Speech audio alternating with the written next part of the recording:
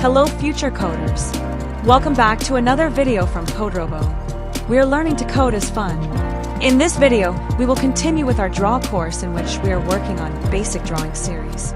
And here we are going to complete our mission 2, which is to draw a kite. Here if we pay attention, this kite is made up of two shapes, a square and a triangle.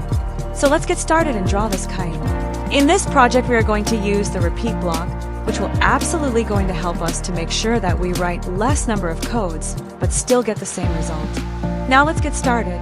We will be using the place pen block, which is going to help the robot start filling the color on the gray line. Then we will be using turn right by 90 degrees, which is going to turn the head of the robot towards the right side, and then moving it forward 2 steps because here we have 3 grids under it. Then as we know, to draw a triangle, we will have to turn the robot by 120 degrees and followed by move forward by 3 steps. As we will have to write this code 2 times, right? So that the robot can repeat these steps.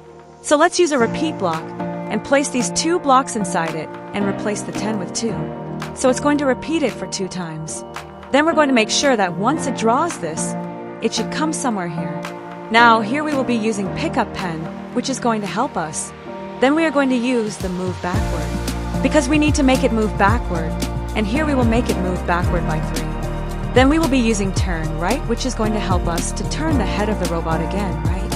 And then we will again use the place pen, because it's ready to draw the square now. Now in order to draw a square, we will also make sure to make it move forward somewhere around 4 steps followed by the code to draw the remaining lines of the square, which is turn right by 90 degrees, followed by move forward, which is going to be 4.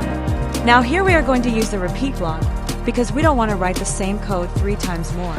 So here we have it. Now let's click on the green button, and let's see how it goes. We can see that the code that is getting executed is getting highlighted on the left-hand side while the robot completes the line. And here we go. We have completed our kite mission. Hope you liked this video.